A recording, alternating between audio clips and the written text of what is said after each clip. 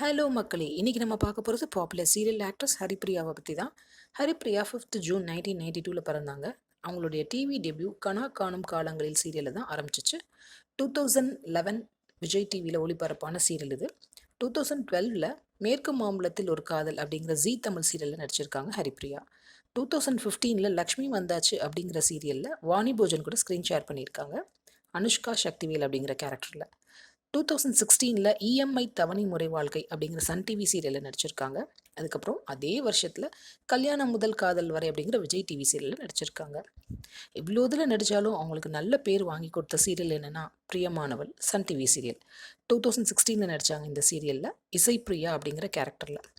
2017 விதிங்கிற சீரியலில் நடித்தாங்க, இதுவும் சன் டிவி சீரியல்.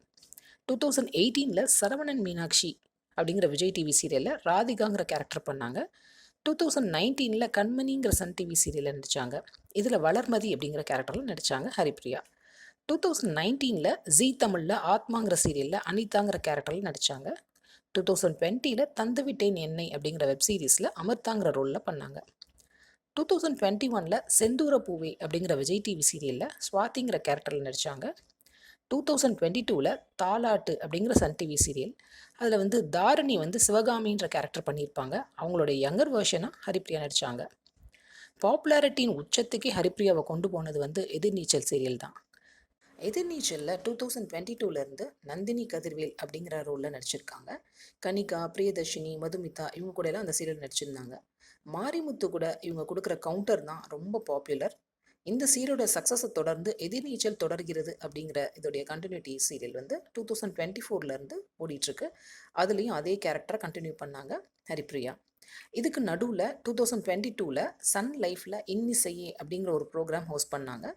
2025 ரோஜா 2 அப்படிங்கிற வெப் சீரிஸில் மணிமேகலைங்கிற கேரக்டரில் நடிச்சிருக்காங்க ஹரிப்ரியா. இதெல்லாம் போக இவங்க ஷார்ட் ஃபிலிம்ஸ், மூவிஸ் இதிலெல்லாம் நடிச்சிருக்காங்க.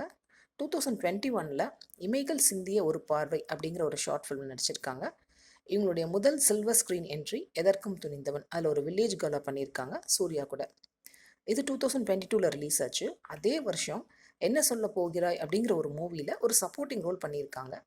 2023 கருங்காப்பியம் அப்படிங்கிற ஒரு படத்தில் கெஸ்ட் ரோல் பண்ணியிருக்காங்க. 2025 வருணன் அப்படிங்கிற படத்தில் துஷ்யந்த் ஜெயபிரகாஷ், கேப்ரியலா சால்டன் இவங்க கூட எல்லாம் நடிச்சிருக்காங்க. அதே வருஷம் ஜிவி பிரகாஷ், ஸ்ரீகாந்த், பிந்து மாதவி இவங்க கூட எல்லாம் சேர்ந்து பிளாக்மெயில் அப்படிங்கிற படத்தில் ஒரு சப்போர்ட்டிங் ரோல் பண்ணியிருக்காங்க நம்ம ஹரிப்ரியா. ஹரிப்ரியா நிறைய அவார்ட்ஸும் வாங்கியிருக்காங்க.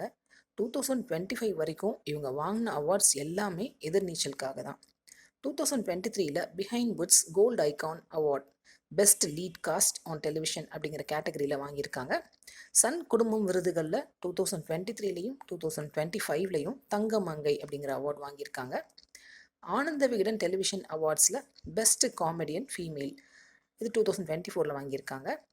2025 SS music super women awards unstoppable women on television award வாங்கியிருக்காங்க.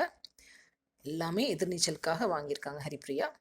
மேலும் மேலும் இவங்க நிறைய சீரியல்ஸ், மூவிஸ் எல்லாம் பண்ணி சக்ஸஸ்ஃபுல்லாக அவங்களோட கெரியரை தொடர நம் வாழ்த்துக்கள். இதுபோல் செலிபிரிட்டிஸ் அப்டேட் தெரிஞ்சுக்கணுமா, நம்ம சேனலை சப்ஸ்கிரைப் பண்ணுங்கள். மீண்டும் அடுத்த அப்டேட்ஸில் சந்திப்போம்.